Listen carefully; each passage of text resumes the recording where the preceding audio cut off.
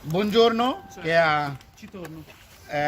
buongiorno, scusa che io devo parlare primo italiano così che sa tutto il mondo.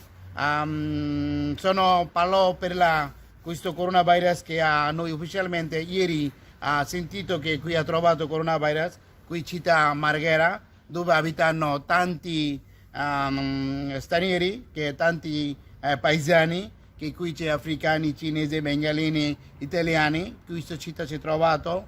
Allora sono per avvisarci che qui già hanno trovato maschera, che io già andato 2 o 3 mercati, anche farmacia, che ho già parlato, poi anche già quelli che trova costa quasi 15 volte in più. Allora io avviso che tutti persone del mondo, come una coronavirus, una cosa molto pericolosa mondiale, che fino ad oggi non ho trovato come si cura questo virus, allora noi che bisogna stare attenti per salvarsi noi. Prima cosa per usare maschera, dopo se lavarsi mano, per stare più lontano quelli che già attaccato da coronavirus, perché questo è un problema di mondiale, non è un problema di una nazione, non è un problema di un paesano, non è un problema di solo una comunità.